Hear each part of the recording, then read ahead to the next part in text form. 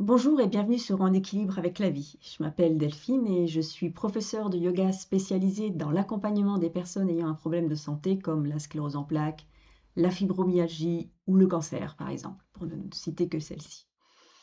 Alors si vous êtes ici, c'est peut-être parce que vous vous demandez si le yoga peut vraiment vous aider ou si vous avez déjà essayé et que ça ne vous a pas convenu. Alors pourquoi j'ai créé cette chaîne? Tout d'abord, ça me tenait vraiment à cœur et je suis contente d'avoir enfin passé le cap, même si je ne suis pas une pro de la vidéo, une pro en tant que speakerine. Mais bon, il faut bien commencer et puis bon, ce ne sera jamais parfait, mais c'est pas grave. Donc j'ai créé cette chaîne parce que je suis moi-même atteinte de sclérose en plaques depuis maintenant plus de 33 ans.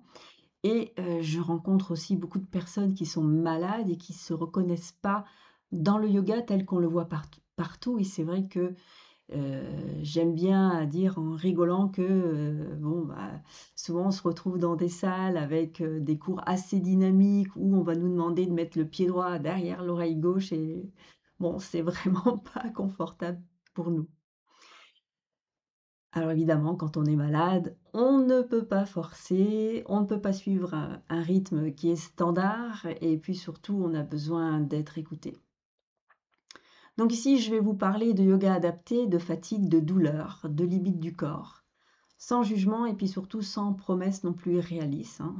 Le corps, c'est le corps, un jour n'est pas l'autre et on est obligé de s'adapter sans cesse. C'est ce qui fait que c'est parfois d'ailleurs compliqué pour nous. Donc, on entend dire que le yoga est bon pour tout le monde. En réalité, c'est pas toujours vrai, parce qu'un yoga mal adapté, il peut augmenter la fatigue, les douleurs et puis, nous amener au découragement. Ce qui peut être vécu comme un échec alors que c'est tout simplement le corps qui a besoin d'autre chose.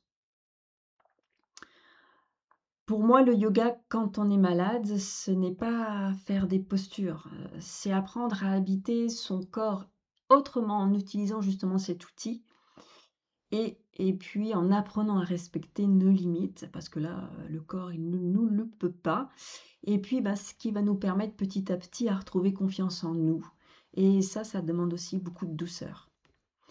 Donc le yoga adapté, c'est quoi? Ça va être un outil, qu'on va utiliser non pas pour, faire des performances, c'est déjà bien, hein, c'est déjà une sacrée performance que de reprendre son corps en main et puis encore moins une obligation, hein, parce que si on fait les choses, par obligation, encore une fois, on va arriver plus au découragement qu'autre chose.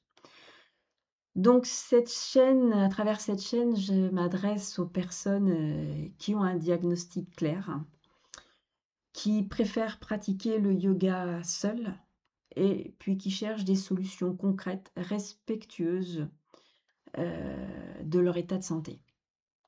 Donc si vous vous reconnaissez là-dedans, vous êtes au bon endroit.